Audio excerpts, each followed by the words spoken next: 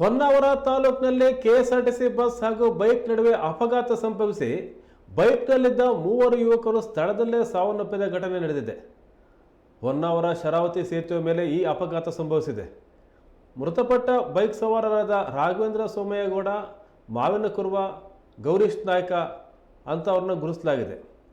ಬಿಜಾಪುರದಿಂದ ಮಂಗಳೂರಿಗೆ ಹೊರಟಿದ್ದ KSRTC bus Sharavati ಸೇತುವೆ ಮೇಲೆ ಚಲಿಸುತ್ತಿದ್ದ ವೇಳೆ ಮಂಕಿ ಕಡೆಯಿಂದ ಹೊನ್ನಾವರ ಕಡೆ ಬರುತ್ತಿದ್ದ ಬೈಕಿಗೆ ಡಿಕ್ಕಿ ಹೊಡಿತು. ಬೈಕ್ನಲ್ಲಿದ್ದ ಮೂವರು ಯುವಕರು ಸ್ಥಳದಲ್ಲೇ ಮೃತಪಟ್ಟಿದ್ದಾರೆ. ಘಟನಾ ಸ್ಥಳಕ್ಕೆ ಹೊನ್ನಾವರ ಪಿಎಸ್ಐ ಮಂಜುನಾಥ್ ಗೌಡ ಹಾಗೂ ಸಿಬ್ಬಂದಿ ಭೇಟಿ ನೀಡಿ ಪರಿಶೀಲನೆ ನಡೆಸಿದ್ದಾರೆ.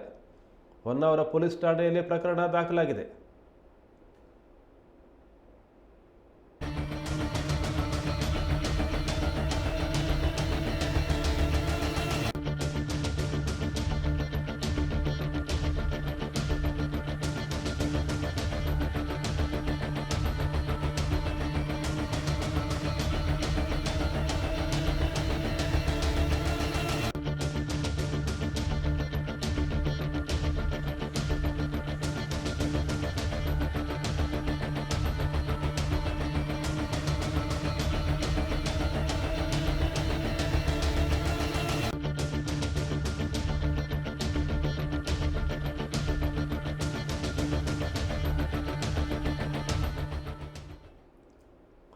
ಶರಾವತಿ ಸೇತುವೆ ಮೇಲೆ ಈ ಅಪಘಾತ ಸಂಭವಿಸಿದೆ. ಕೆಎಸ್ಆರ್ಟಿಸಿ ಬಸ್ ಮತ್ತು ಬೈಕ್ ಮುಖಾಮುಖಿ ಡಿಕ್ಕಿಯಾಗಿದೆ.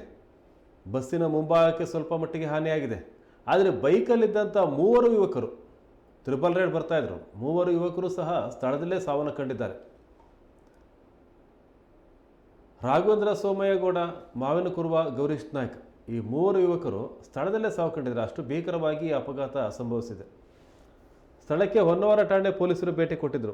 ಹೊನ್ನಾವರ ಠಾಣೆ ಪಿಎಸ್ಐ ಮಂಜುನಾಥ್ ಗೌಡ ಹಾಗೂ ಸಿಬ್ಬಂದಿ ಭೇಟಿ ನೀಡಿ ಪರಿಶೀಲನೆ ಮಾಡಿದರೆ ಈ ಸಂಬಂಧ ಪ್ರಕರಣ ಹೊನ್ನಾವರ ಪೊಲೀಸ್ ಠಾಣೆಯಲ್ಲಿ ದಾಖಲಾಗಿದೆ.